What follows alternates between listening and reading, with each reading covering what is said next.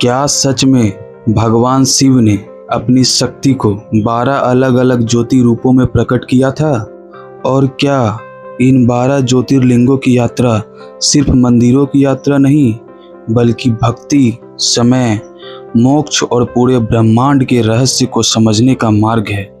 शिव पुराण के अनुसार एक समय ब्रह्मा जी और विष्णु जी के बीच विवाद होने लगा कि सबसे श्रेष्ठ कौन है। तभी अचानक उनके बीच एक विशाल अग्नि स्तंभ प्रकट हुआ। वह ज्योति इतनी अनंत थी कि उसका ना आरंभ दिखाई दे रहा था, ना ही अंत। भगवान विष्णु वराह रूप लेकर नीचे पाताल की ओर गए और ब्रह्मा जी हंस बनकर ऊपर आकाश की ओर। लेकिन हजारों वर्षों बाद भी दोनों उस ज्योति का अंत नहीं खोज पाए। तभी उस दिव्य प्रकाश से भगवान शिव प्रकट हुए और बोले, मैं ही आदि हूँ, मैं ही अनंत।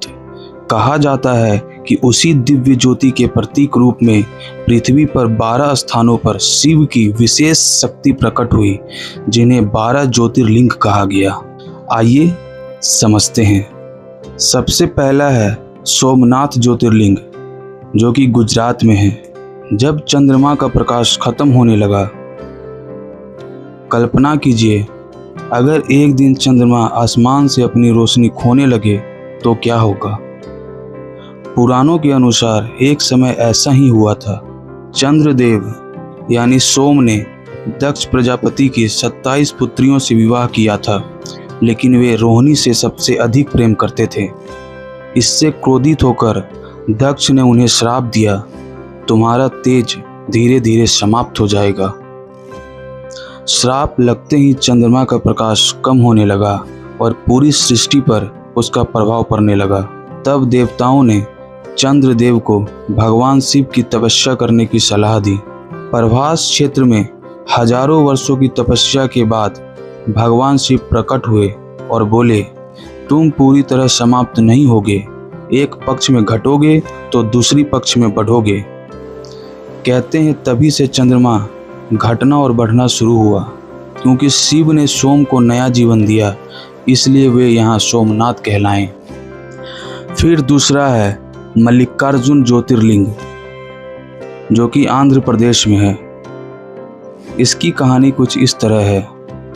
भगवान शिव के दोनों पुत्र गणेश और कार्तिकेय, और उनके बीच एक ऐसा विवाद जिसने एक ज्योतिर्लिंग को जन्म दिया। बात विवाह की थी। भगवान शिव ने कहा, जो पूरी पृथ्वी का चक्कर पहले लगाएगा उसी का विवाह पहले होगा।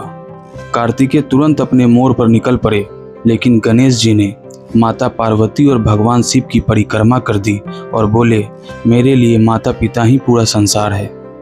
गणेश जी विजयी हुए, जबकि कार्तिकेय लौटे तो वे नाराज होकर श्रीशैल पर्वत पर चले गए। तब भगवान शिव और माता पार्वती स्वयं उन्हें मनाने वहां पहुंचे, जहां माता पार्वती मल्लिका और शिव अर्जुन रूप में पूजे गए।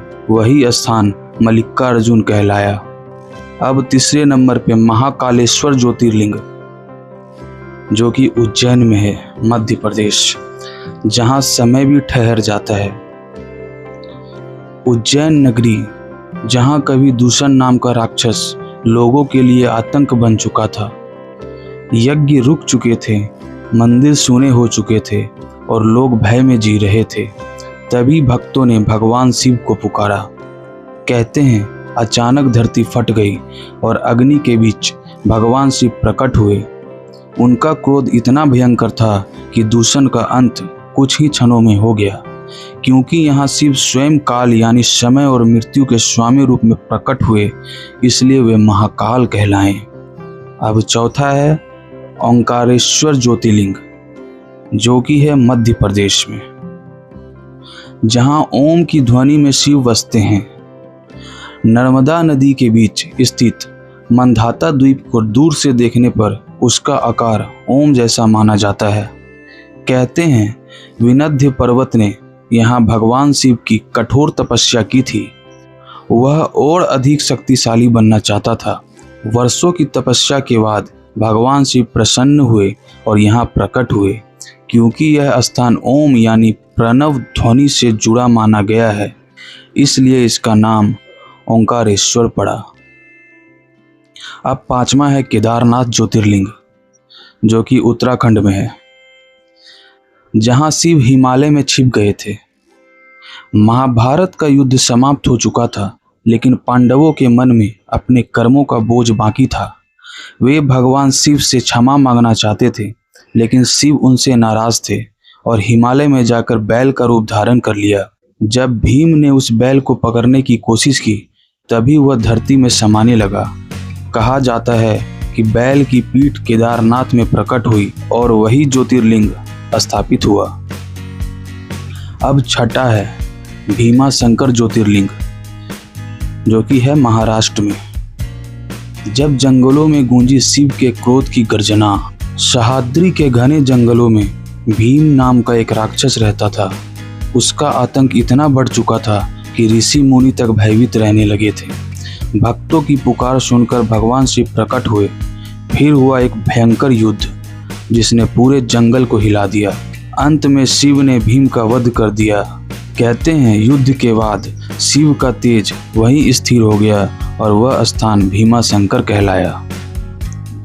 अब सातवां है काशी विश्वनाथ ज्योतिर्लिंग, जो कि है वाराणसी में, जहां मृत्यु भी मोक्ष का मार्ग बन जाती है। काशी एक ऐसा नगरी है जिसे भगवान शिव का सबसे प्रिय स्थान माना जाता है। कहा जाता है प्रलय के समय भी काशी नष्ट नहीं होती। यहाँ शिव विश्वनाथ यानी पूरे विश्व के स्वामी रूप में विराजते हैं। मान्यता है कि काशी में मृत्यु होने पर आत्मा को मोक्ष प्राप्त होता है और स्वयं भगवान शिव मुक्ति का मार्ग दिखाते हैं। आठवां है त्र्यंबकेश्वर ज्योतिर्लिंग, जो कि है महाराष्ट्र में, जहां से निकली दक्षिण की गंगा। गौतम ऋषि की तपस्या, भगवान शिव की कृपा और एक पवित्र नदी का जन्म। कहानी के अनुसार गौतम ऋषि की प्रार्थना से प्रसन्न होकर भगवान शिव ने गंगा को यहाँ प्रकट होने का आशीर्वाद दिया। माना जाता है कि यहीं से गोदावरी नदी का जन्म हुआ। शिव के 3 नेत्रों के कारण यह स्थान त्र्यंबकेश्वर कहलाया। अब 9वां है बैद्यनाथ ज्योतिर्लिंग, जिसे हम देवघर के नाम से जानते हैं, जो कि है झारखंड में। यहाँ की कहानी कुछ इस तरह है। रावण सिर्फ लंका का राजा नहीं था, वह भगवान शिव का बहुत बड़ा भक्त भी था। अपनी भक्ति सिद्ध करने के लिए उसने एक एक करके अपने सिर अर्पित करने शुरू कर दिए। जब वह अंतिम सिर काटने वाला था, तभी भगवान शिव प्रकट हुए। उन्होंने रावण के घावों को स्वयं ठीक किया, इसलिए यहाँ शिव वैद्यनाथ कहलाए, यानी रोग और पीड़ा को दूर करने वाले। अब 10वां है नागेश्वर ज्योतिर्लिंग, जो कि है गुजरात में। जब एक भक्त की पुकार सीधे शिव तक पहुंची। दारुक नामक राक्षस भक्तों को बंदी बनाकर रखता था। उन्हीं कैदियों में एक शिव भक्त भी था, जिसने संकट की घड़ी में भगवान शिव को पुकारा। कहते हैं उसकी पुकार सुनते ही भगवान शिव प्रकट हुए और दारुक का अंत कर दिया। नागों से अलंकृत स्वरूप के कारण यह स्थान नागेश्वर कहलाया। अब 11वां है रामेश्वरम ज्योतिर्लिंग, जहां श्री राम ने शिव के आगे सिर झुकाया।